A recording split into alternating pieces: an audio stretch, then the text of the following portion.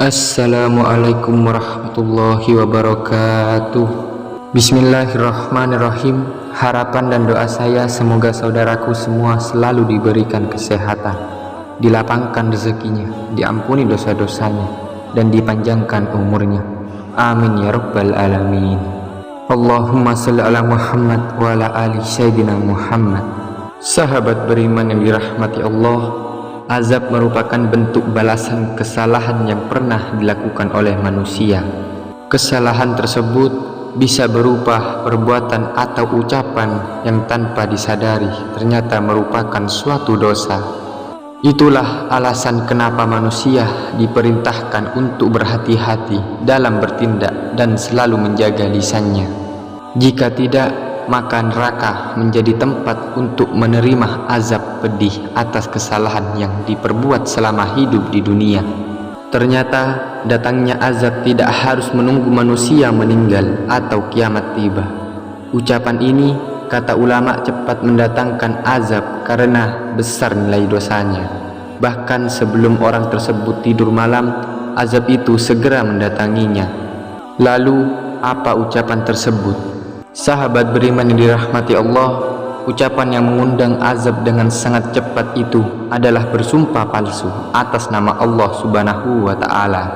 Dalam kehidupan sehari-hari, tidak sedikit kita mendengar seseorang mengatakan kalimat demi Allah.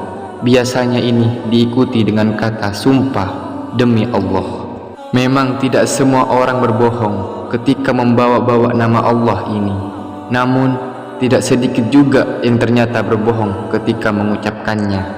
Keberaniannya mengucapkan kalimat demi Allah ini biasanya untuk menutupi kesalahan yang dilakukan, menyangkal tuduhan orang lain, dan hal lainnya untuk melindungi diri saat didesak atas suatu. Biasanya orang akan berhenti memperpanjang suatu perkara jika orang yang diperkarakan membawa nama Allah dalam penjelasannya.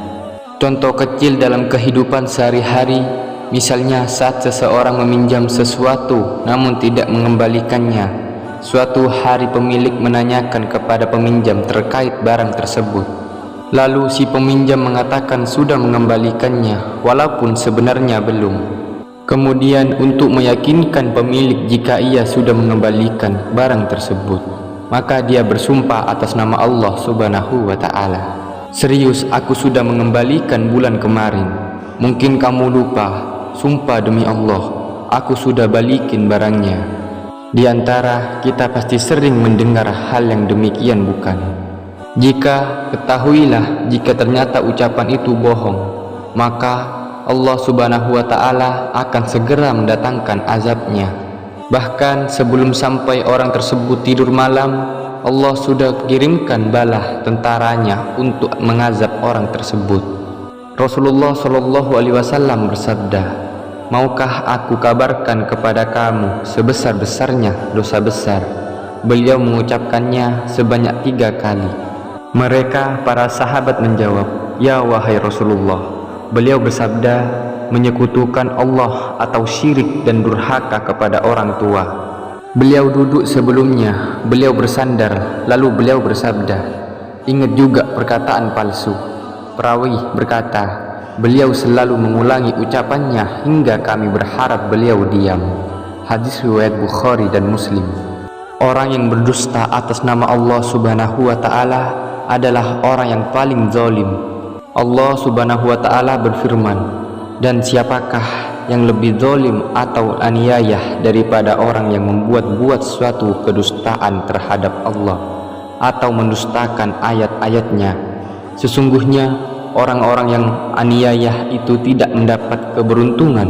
Quran Surat Al-An'am ayat 21. Secara jelas bahwa Allah Subhanahu wa Ta'ala mengatakan jika orang zalim karena berdusta atas nama Allah tidak akan mendapat keberuntungan. Jelas bahwa ketiadaan keberuntungan ini akan mendatangkan azab. Bahkan ulama mengatakan jika azab tersebut akan segera mendatanginya sesudah ia mengucapkan kalimat tersebut.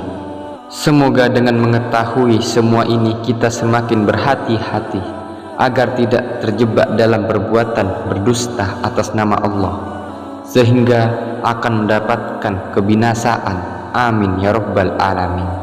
Demikian yang bisa saya bagikan, semoga bermanfaat untuk kita semua.